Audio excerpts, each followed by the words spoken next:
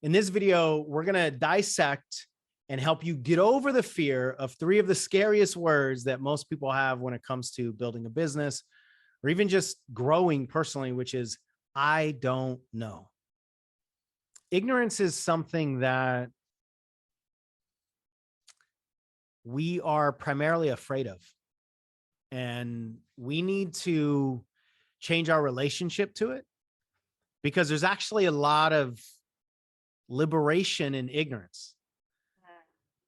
We're talking with one of our students recently that graduated our mastery level program, and we were talking about ignorant confidence.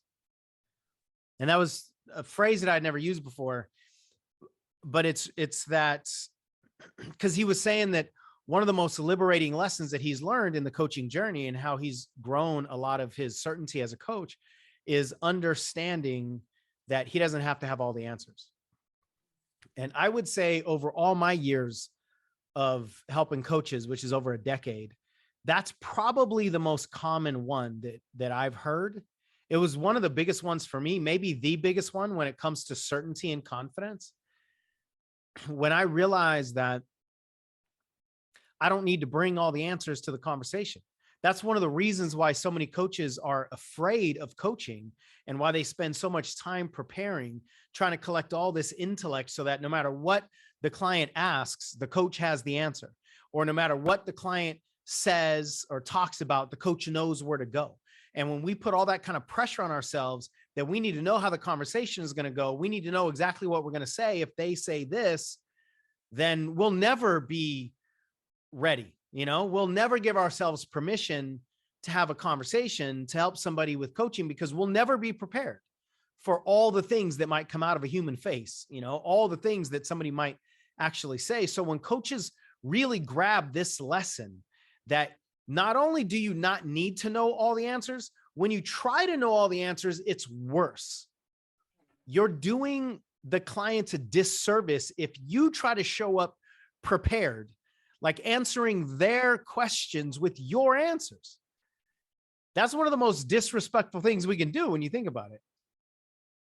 The kind of profound transformational coaching that I've learned, that I know you've learned, and that we teach is much more about exploration. It's about helping clients find their own answers inside. So I remember it was probably 2008 or 9, I would say, somewhere in the first few years of my coaching, when I just got it. I don't remember how I got it. I don't know if somebody told me this or is after a coaching session, but I just got it that whoever has the problem has the solution. Whoever has the problem has the solution. So if the client has the problem, then that's where the solution is. It does me no good to try to bring my solution into the conversation when their solution is found inside their problem. And the reason that's such a mind-blowingly liberating concept is that now I don't need to seek confidence in my collection of intellectual information. I don't need to seek confidence in my preparation. I don't need to wait until I know what I'm going to say all the time in order for me to have confidence in being a coach. I just need to be confident in my exploration. I need to be confident in my ability to facilitate, my ability to guide somebody. And the cool thing about that is we already have confidence in our ability to explore. We are all natural explorers. Now, maybe some of us need to get back to that place because we've gotten that programmed out of us, but we're all naturally curious. So if you take the knowledge of how the human brain works, that's where your preparation should be put. Understanding how the human brain works, committing to a mastery level understanding of behavior and beliefs and meta programs and identities and conflicts and all the things that we have as humans. If that's what you study, and then you attach that level of mastery learning to curiosity and exploration, you will be the most profound coach that you can possibly be. And I would say almost everybody is doing the exact opposite. They're waiting until they're prepared enough to feel confident. This is an important piece. They're waiting to be prepared enough to feel confident. Yeah, I see you shaking your head. You know where this is going, because confidence is not a feeling. So we're waiting to feel a not feeling. We're waiting to feel an intellectual construct. So what does that mean? Our intellect is what constructs the idea of confidence. But according to our intellect, we are confident when we won't mess up. That's really what the intellect is wanting. The intellect wants to know, if we do this thing, in this case, coaching, we won't mess up ever. We're guaranteed to be able to answer every question, to be able to do everything right. And then that's when our intellect says, oh, I'm confident now that I won't mess up. Therefore, I'm going to give us permission in the form of this intellectual feeling, which is not a thing, but I'm going to allow you to feel confident, because now you're guaranteed that you'll never mess up. And while we're waiting to feel intellectual confidence, that'll never come, because it's not possible to know exactly what the other person is going to say and to have a programmed, prepared response all the time. And again, that's disrespectful to the human on the other end of your coaching session, to know what you're going to say, to know exactly what you're going to bring to the table that's going to solve all of their problems. So if we understand what the intellect is looking for in order to give us emotional permission to take action and to feel confident in coaching, we'll recognize that's not possible. That's not the game. If you want confidence, find your confidence in your understanding of human behavior and your ability to explore, and seek your confidence in the fact that the human already wants to solve its own problems. The human psyche doesn't like being stuck. The human spirit doesn't like being chained. The human spirit doesn't like feeling overwhelmed. The human spirit desires freedom. The human spirit desires liberation. The human spirit is just waiting for somebody to help it untie the knots that it tied.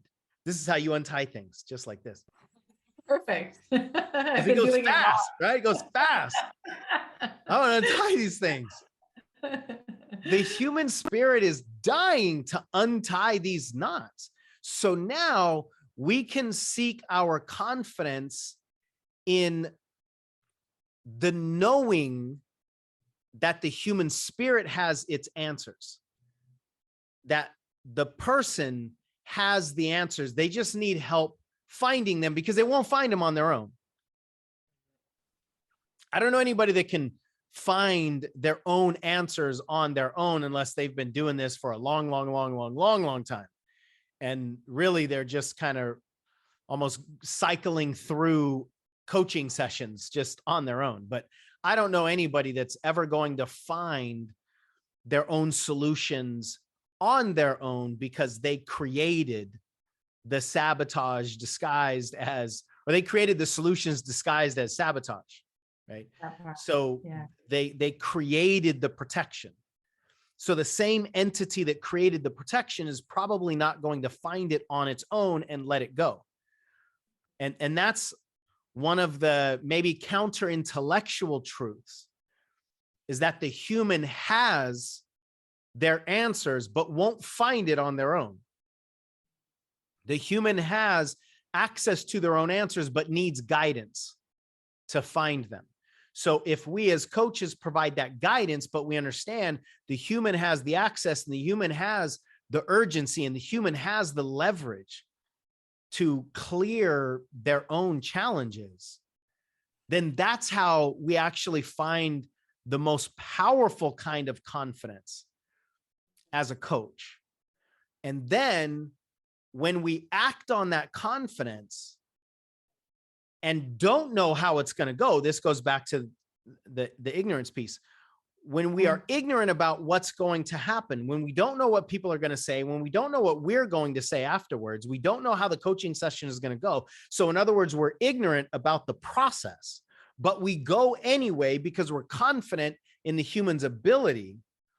And then we have a positive outcome. So we don't know what we're going to say. We didn't know if we did the quote unquote right thing and the client had a really profound, liberating experience. Then it lets our mind know that we can actually not know about the process and produce a profound outcome. And essentially that's what our fears are afraid of, is if we don't know the process, then we're going to mess something up. We're going to mess somebody up. We're going to do it wrong. We're going to embarrass ourselves. And so the more that we can collect evidence that we can have ignorance, act anyway, source our confidence from something else, and produce a positive outcome, that's the evidence that will actually give us the permission to do that again the next time we don't know something. So if we can continue to collect evidence that we can have ignorance and still produce something positive, the more that we do that, the more that we can become certain in our ability to take ignorant action and produce positive outcomes, to take ignorant action and produce positive outcomes.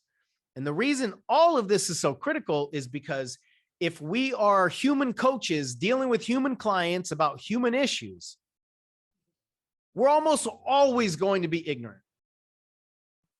99% of the time, we're going to be ignorant, and our solutions are found in our ignorance. Like that's such a complete 180 mindset shift that I think most of us have to have as coaches, so we can advocate for our clients, that our solutions are found in our ignorance. Not necessarily like we don't actually know the solutions, because as I said earlier, we have access to the solutions, but we're not conscious of them, or we're not aware of them, or we won't find them on our own. So again, this is sort of one of those kind of counter-intellectual truths that we can know something, we personally as humans, as the client, we can have access to knowledge about something, but be ignorant about it. Meaning, like, left to our own devices, we won't find that thing. We won't connect the dots. We won't put two and two together. So there's an ignorance there. And we have to be willing to explore the ignorance, willing to explore questions that we haven't explored before, or explore old questions at a depth that we haven't explored them before. And all of that is beyond the boundaries of our conscious knowledge, of our conscious awareness, which is our ignorance.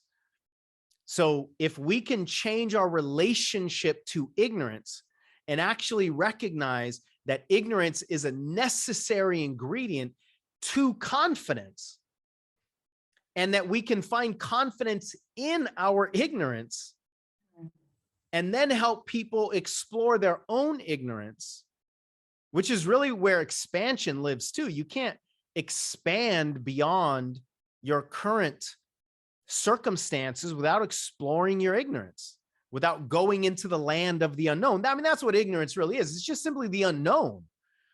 And we can even intellectually know something or think we know something, but it's not known to us. So there's an embodied ignorance as well that we've got to explore. But the bottom line is, if we can change our relationship to ignorance, then we can lean into it and we can find the growth that we're looking for. But you can't grow beyond your current boundaries without leaning into your ignorance. So if we change our relationship to it, that's going to be where true liberation is found for us individually as a client, and then for us as coaches to advocate for our clients. Your turn. Yeah, go. So the thing that came to me when you were just speaking is it's important for us to create safety in ignorance, right? Like there has to be, like it has to be safe for me to step into that, right? To lean into that. And for most of us, we got in trouble, right? We got made fun of, we got disciplined, we got, laughed at, at school for not knowing something, right? There's a cost, a punishment that comes from not knowing. And that, I don't want to feel that. So I know for a lot of people and for myself, and early on in my journey, it wasn't safe. Like I had to, like, it was like almost like a maniacal thing, right? Like I had to know. And the thing that really was, it was important for me to do what you were articulating of having the experience of leaning into the ignorance and getting the result. And the other thing that was really impactful for me, Sean, was to recognize that when I was showing up focused on all of the answers, I was actually focused on myself. And I wasn't focused on my clients. I was focused on, I have to have all the answers. I need to have the solutions. I need to be prepared. I need to show up. It was all about me, and recognizing that I actually wasn't showing up and being present for my clients because I was so focused on myself and my ego and how I looked to the client and what I could turn around and speak to in terms of what I provided, right? As a coach, what I was able to do with my clients. That was also humbling for me in the journey, to recognize that when I was committed to that path of knowing all the answers, I wasn't actually focused on the people that I said that I cared about helping. Yeah, that feels like a slap in the face. Yeah. And it's true. It's the ego's protection against what you said, that ignorance is dangerous. Ignorance is shameful. Ignorance is what we're punished for quite often. Ignorance is what we were maybe bullied about. And that's why we try to protect ourselves inside of knowledge. And what's really interesting about that, so I think our society overvalues knowledge at such an extreme level. And a lot of it is because of what you just said, that knowledge is the antidote to ignorance, which it is. That's true. But the kind of knowledge that we then seek and this maniacal attachment to it is where the problem actually is. Because of course, we're not saying don't collect any knowledge. Knowledge is extremely useful, but we overvalue knowledge, and our intellect tries to seek its confidence through just the collection of knowledge, because we think knowledge equals preparation, and preparation equals perfection, and perfection means that we won't fail. Yeah, so we then think knowledge equals not failing. What'd you say? Protection. Right. Protection via perfection, right? Exactly. Mm-hmm. And so when we're caught in that loop of seeking our emotional protection through the collection of knowledge, what that does is causes us to be afraid of acting ignorantly. And then we have this, I love the word maniacal that you used. We have this maniacal need for the knowledge. And it's so easy to get caught up in the knowledge trap, the learning cycle of just learning and learning and learning and learning, and then just staying there and never implementing any of the knowledge. Yep. And I know that's a big journey for you. Sure. And I know one of your biggest fears has always been to be exposed as not knowing. I mean, it's everything that you spoke to. I know that's part of your personal journey of, needing to be prepared. Preparation via information. Absolutely. It's just not be wrong. Yeah. So then speak a little bit more about your journey specifically in relationship to what we've been talking about.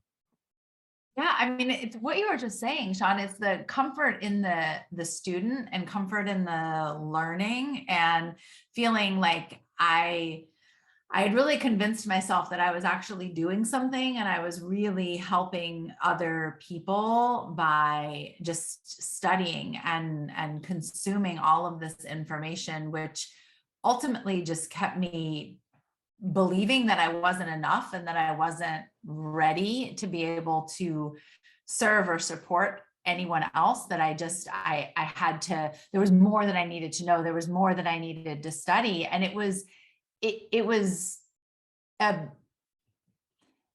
a pull to seek outside of myself versus go internal, right? It was this, I have to know from other people, right? Like I have to know, because if I believe that I'm my client's answer, then I also have to believe that someone else has my answers. And so I was just operating in this programming of not actually looking at my own self and looking at my journey and turning around and teaching what I had experienced. I became like obsessed with like, I've got to learn from other people. I need to learn from you, and I need to learn from this person, and I need to study like what they're doing, because they have these answers for me that I can give to somebody else. And So before you go on, how did that manifest for you? So people listening and watching can recognize the behaviors that they might have and where it's coming from. So what kind of behaviors and patterns did it create for you? Yeah, that's a great question. I would think about Of course it doing, is. I asked it. I would think about doing something, and I would obsess over the preparation. I would worry about I would have an idea of something that I thought would serve, right, my community, and I would obsess about all of the little details, right? I'd obsess about like the font. I'd spend hours editing a video. I would obsess about the copy in an email. I would spend hours and hours and hours really trying to perfect like one single step, as opposed to just producing the content. I was consuming a lot, but I wasn't producing a lot. So I wasn't. So stop right there for a moment. Sure. And if you're watching this video, and this is resonating with you, then put something in the comments. Like, how do you recognize that you do that same thing? Consume a lot, but don't produce a lot. And it's extremely common. It's one of the main reasons that most coaches don't succeed, simply because they don't act enough. They don't put enough effort into the things that would produce outcomes. One of the main reasons is what we're talking about here, is because they don't feel prepared enough. They don't feel confident enough. And what we really want you to understand is you're searching for confidence in the wrong area, at least in this industry dealing with humans. You can find confidence via information in certain other industries. You know, you can be a computer programmer. You can deal with robotics and mathematics and science, because there is preparation via information, because A plus B always equals C. And there's robotic laws that you can follow, but not with humans. So we're programmed in such a way that we've been taught that we are only prepared when we're informed. And in the human world, that's just not the case. It's okay in certain areas, but when we're dealing, especially in coaching, when we're dealing with people who want to change behaviors and they don't even understand. I mean, if all we needed to change our lives was information, the entire personal development industry would be gone. Like, all you'd have to do is just get the information. That's like, people that are trying to lose weight is not because they don't know what to eat and they don't know actually what to do. Very, very rarely do we have any kind of an information deficit. And if we do, we can solve it almost immediately. Just go to the internet and find out how to do things. We never are missing the how to in terms of the information of how to do it. We might be missing the how to in the implementation, or how to keep doing it, how to stay committed, how to be motivated, how to be inspired. But it's really more about the willingness to and the why to, not just the how to. Humans need support in the implementation of the information. Humans don't need support in more information. Because if that's all we needed as intellectual robotic beings, then we would all have everything that we want because we have the information. So what we're really trying to dissect here for you is the actual issue here. And if you will more often than not be ignorant, then rather than trying to solve ignorance through information, just change your relationship to it.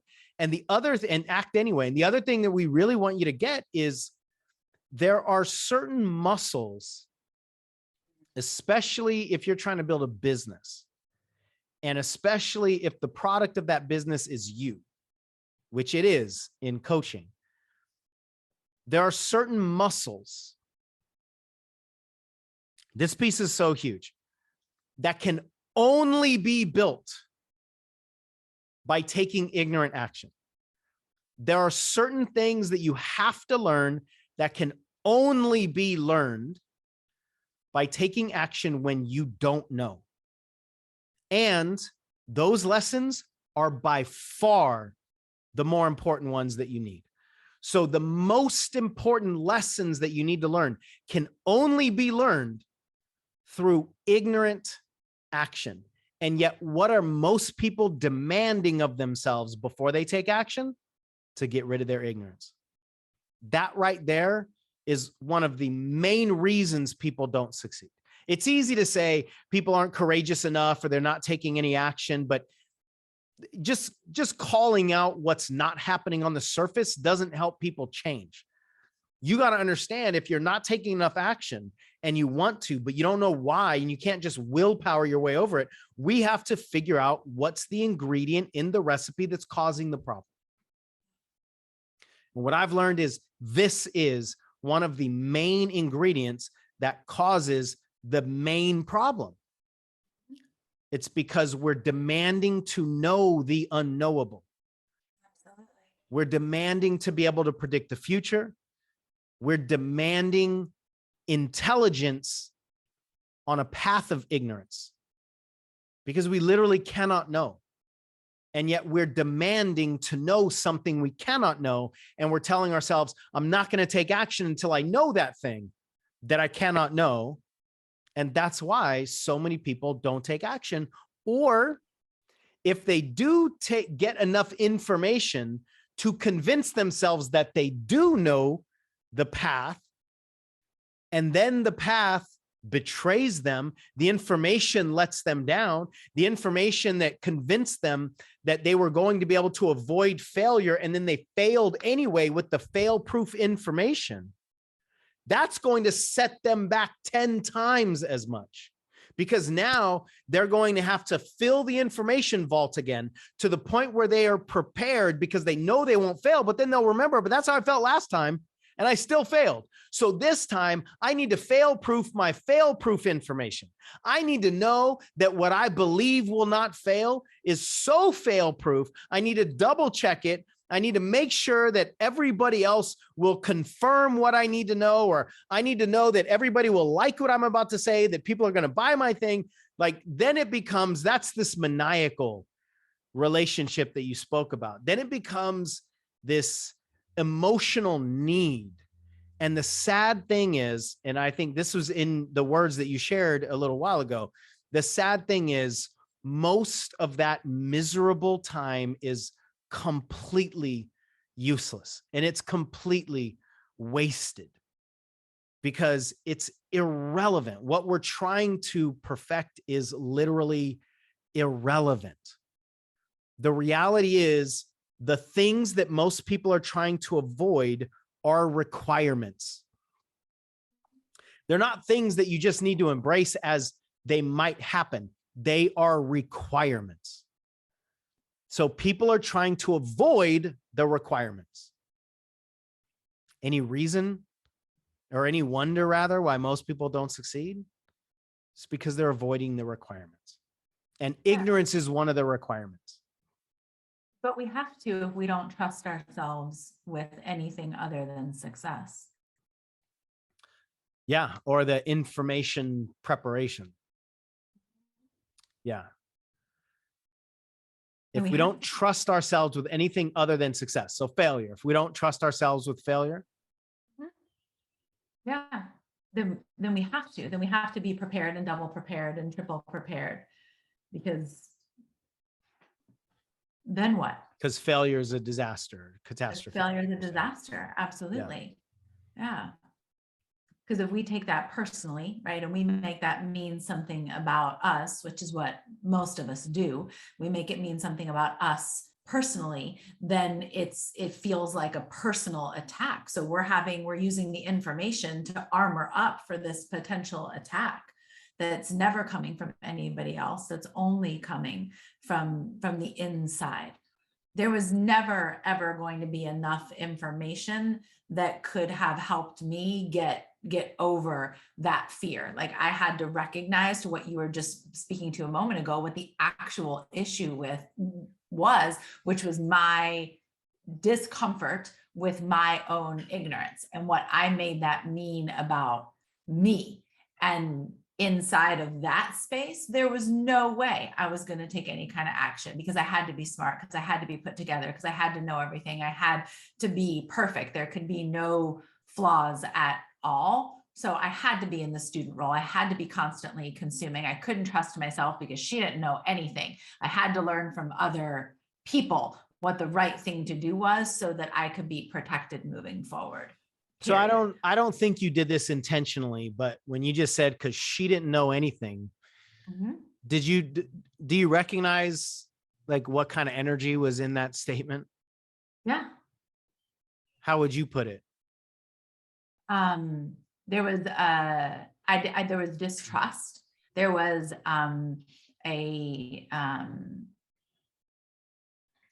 like dismissive of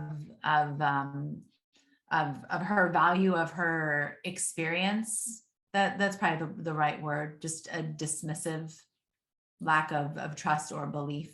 Yeah, I think it's worse than that though. So those things, yes, but I think it was demeaning and it was shameful, and it was like an embedded threat. Like, don't you screw up again. Don't you make us look bad again, because she doesn't know anything. Yeah. And that's the relationship that so many people have, which is what you're speaking to, with ignorance and with self-trust inside of failure. So then we become our own punisher. And I mean, like I felt it in my being when you just said those words. Like, it was just so demeaning and condescending and sharp and very, very clear that you don't trust her. And very, very clear that she's not ignorant, but stupid. Absolutely. And that's the underlying relationship that a lot of us have to ourselves inside of this experience of failure.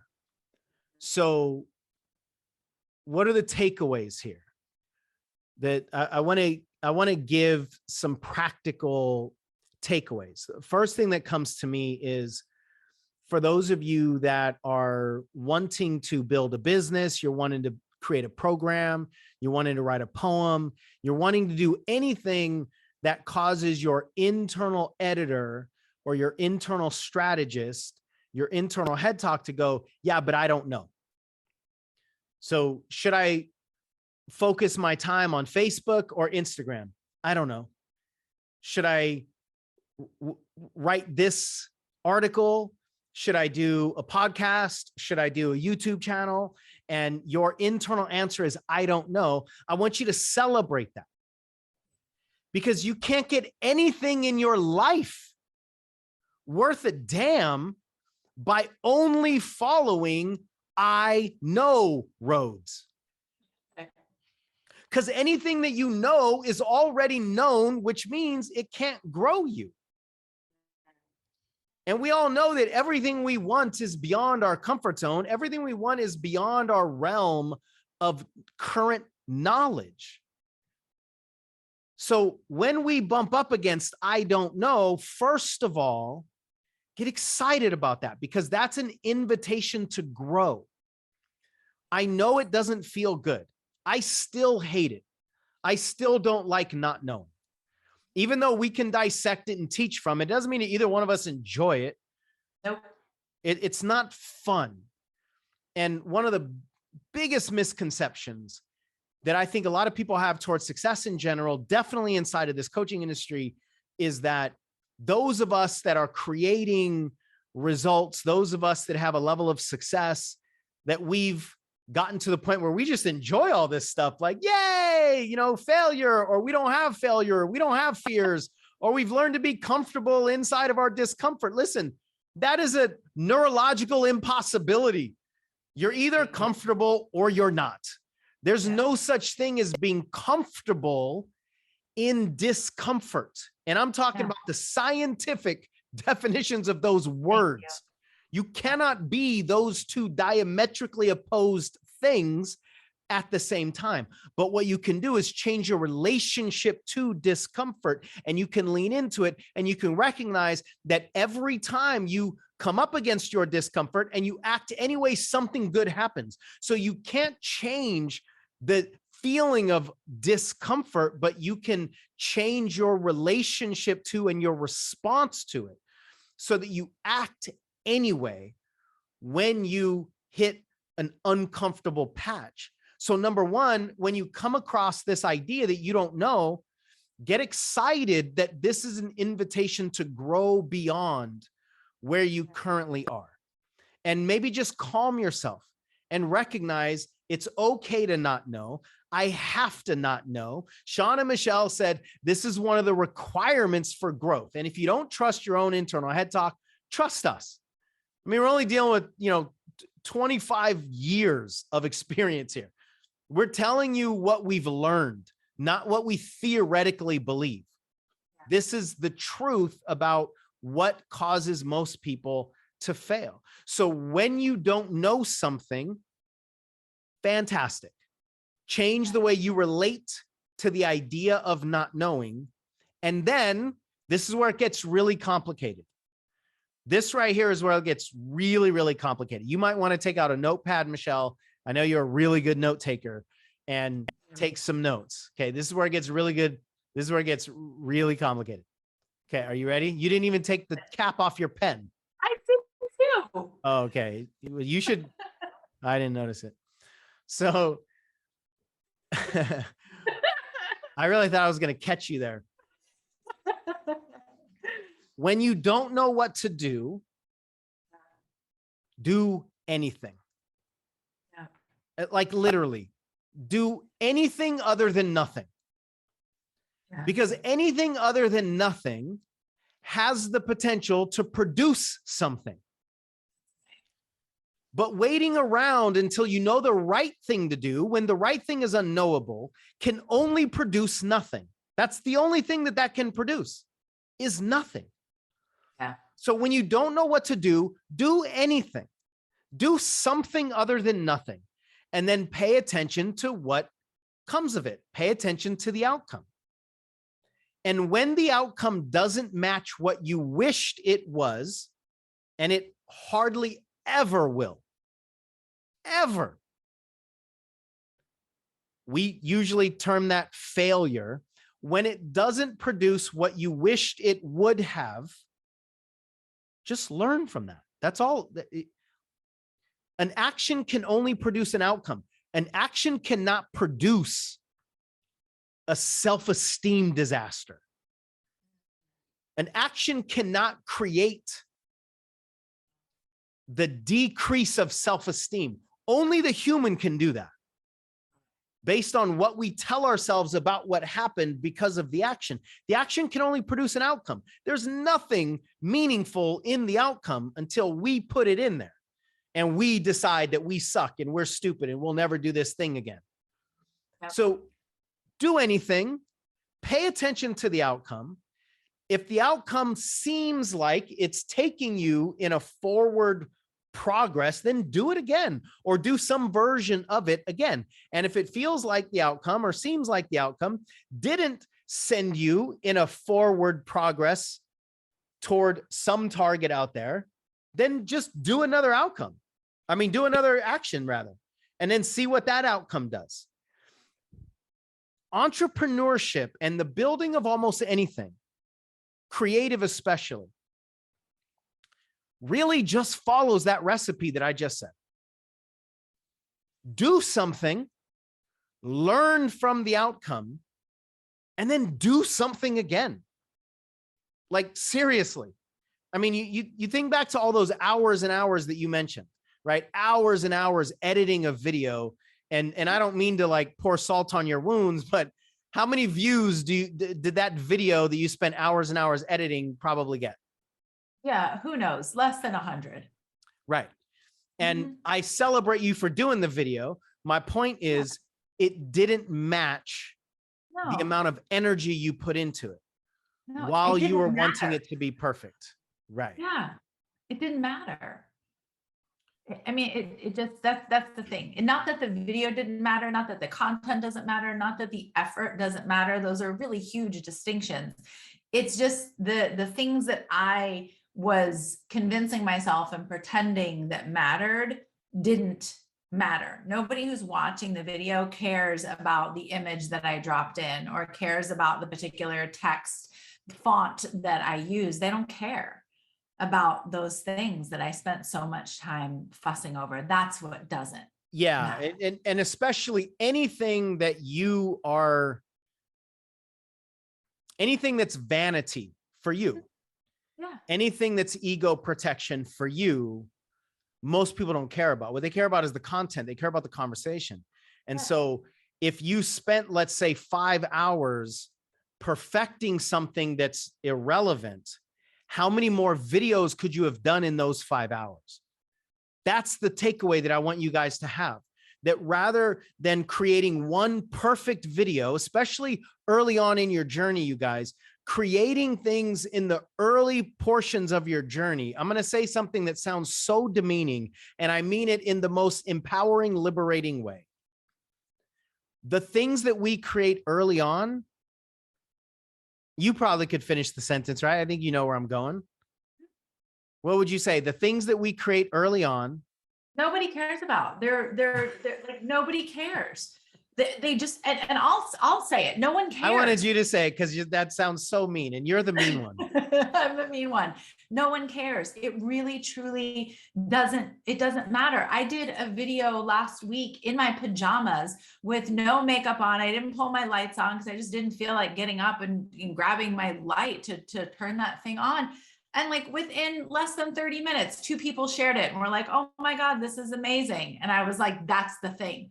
Because they didn't care. They didn't care about the fact that I was in my pajamas, and they didn't care about the fact that I didn't have my lights on. They cared about the message, which only evolved because I stopped trying to perfect the irrelevant and the vanity metrics inside of a video that nobody was going to see. And I started actually taking action. I took small steps. I started recording videos. I started having conversations. I started speaking more. I was willing to suck. Like I recognized that being sucky was actually part of the mastery journey, and that I couldn't skip over, and I wanted to skip over sucky and all right and and mediocre and pretty good and good. And I wanted to go from never speaking to being able to flow like you, to be able to flow like Lisa Nichols. But I didn't want to talk until I went from not talking to being, right, America's next greatest speaker. And I just had to recognize this is dumb. The only way to get there is to go through those steps. And the faster that I actually get emotion, the faster I start talking, the more 2, 3, 4, 5 minute videos I do, the more that I get emotion. And I just post the thing. Who cares if it has a thumbnail or not have a thumbnail? Those things matter, but not right away. Let me just get in motion. Then I'm actually going to be talking more. I'm going to have more hours logged. So then the message is going to evolve. That's the big key. That's the big piece, is the evolution process. And you mentioned mastery. The evolution of mastery requires all of those things that you just said. The evolution of mastery, especially in the beginning, is more about quantity than quality. Yeah, I see your reaction there.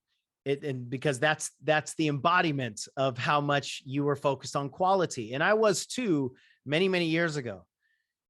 We have to understand that rather than creating a 20-minute video, let's say, and putting 4 hours into the production of it and the editing of it and all the fonts and all the things that you mentioned and the perfecting of that video, rather than creating the highest quality 20-minute video, I would rather you create 20 low quality videos, because the process of evolution is what's more important, especially early on in the journey.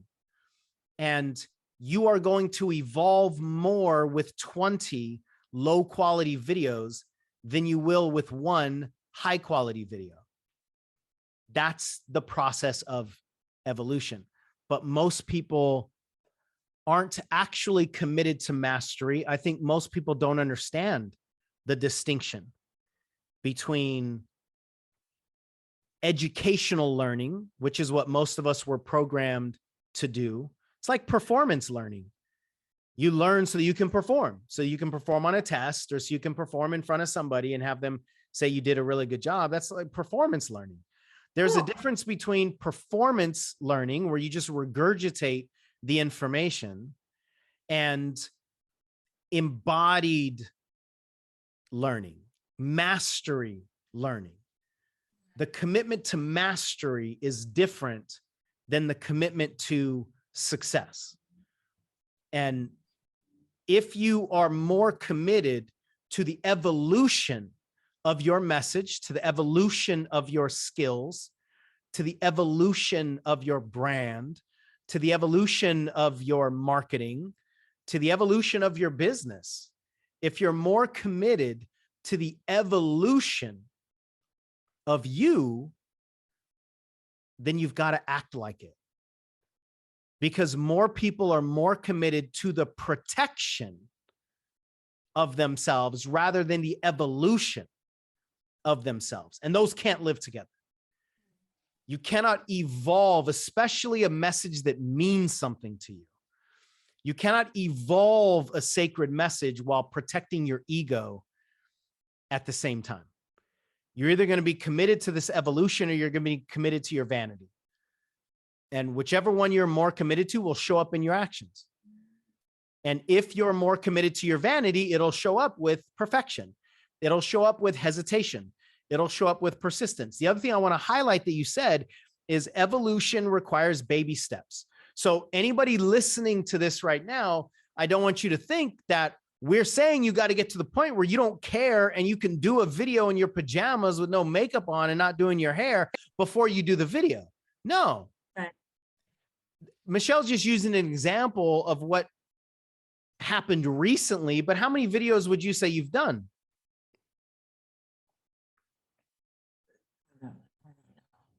A lot. Like 10, 20, 50, 100? Probably 100, if not more. So it's the evolution. So the reason that we're breaking all this down is not because we're painting a picture of the target that you need to get to, where you really truly don't care. And you just get on camera and you just say whatever's on your mind. What we're breaking down is the ingredient that you've got to start dissecting and get in the practice of moving through the ignorance. Get in the practice of moving with the ignorance and changing your relationship to the ignorance so that sometime in the future you can do this video in your pajamas if you're so inspired. Not that anybody necessarily needs to do any of that, but you've got to change your relationship to ignorance if you're going to succeed as a coach, if you're going to evolve as a human, because ignorance is where the real treasure actually is. That's where the growth is. That's where everything that you don't currently have lives. It lives in the land of ignorance. So if you're going to close off your exploration of ignorance because of what it means about you, or you're afraid of what you might look like when you get exposed as ignorant, then you're literally cementing, you're guaranteeing the fact that you'll never grow, the fact that you won't ever experience anything that you're not currently experiencing because you're not willing to explore your ignorance, which is the only place that that's found. Anything else you got to add? Well, and our willingness to do that is what's going to give our clients the internal permission to do the same thing inside of their own commitment to their evolution.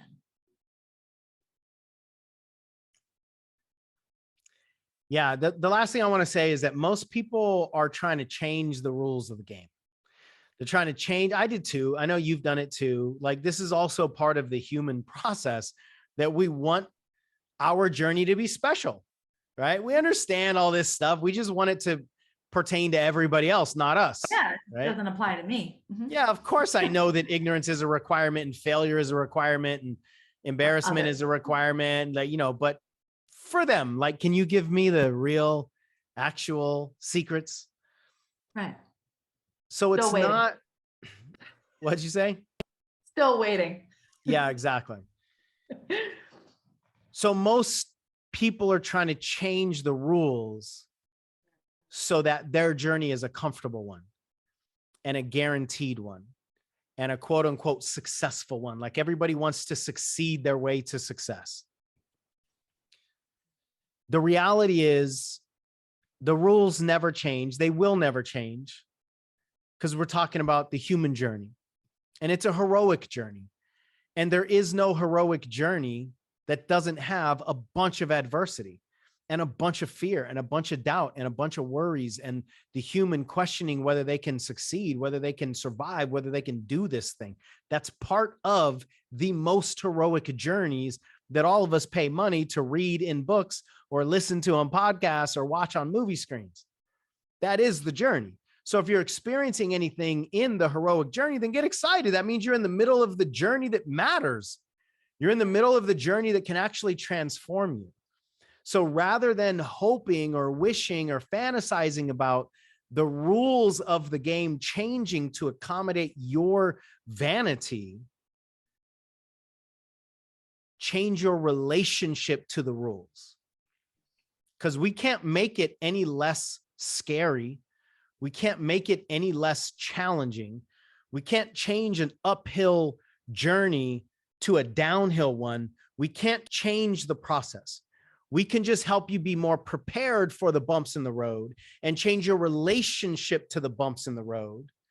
And instead of trying to avoid the bumps, put on the knee pads and the elbow guards and put in your mouth guard and just get ready for what the journey toward mastery and evolution and true transformational success actually is.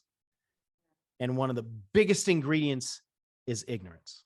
And if you want support with any of this, like, it's easy to just say, lean into the ignorance, but it's not easy for all of us to do it. And we are usually ill prepared to go into our own land of the ignorance on our own with just our little flashlight, right? And that's why support is so critical and coaching is so critical. So for any of you that want any support, we offer free consultations. There's a link in the description. You can book a free call and have somebody else help you recognize maybe where your ignorant opportunities are. And I think we all have opportunities that would change our lives wildly. But it's in our ignorance. It's in our blind spots. So if any of you want support with that, then register for a free call and we'll help you out one-on-one. Is there anything that you want to add? The thing that came to mind for me was to break it down into small steps, right? Instead of trying to take a big giant action, right? Take like, what's the smallest step that you can actually do and test that you didn't die in that process. And I know that sounds dramatic, but I really do mean that, because that's what your brain on some level is convincing you is actually going to happen. And pay attention to your inner dialogue.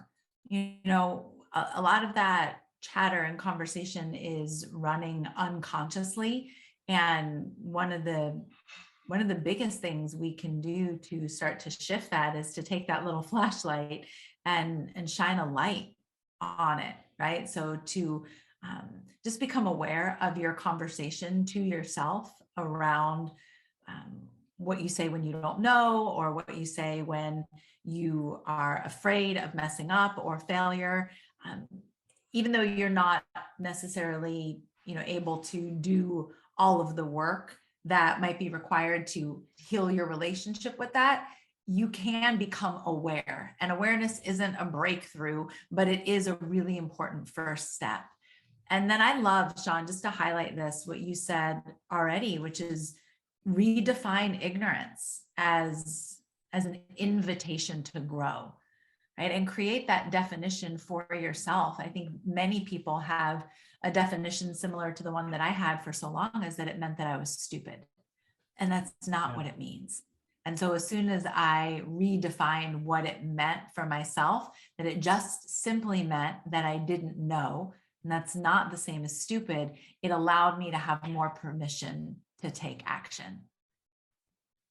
Yeah, and we can add a little qualifier on that. I don't know now. I don't know currently. That's not a permanent scenario. If you don't know, that's just circumstantial. You don't know, which means you just haven't learned something. That there's nothing, to your point, like stupid about that. I mean, we're more ignorant about almost everything than we're knowledgeable about things. Right. So the state of ignorance is a human condition. We are all wildly ignorant about the majority of the world. It's just that most of us don't have a positive relationship to that fact.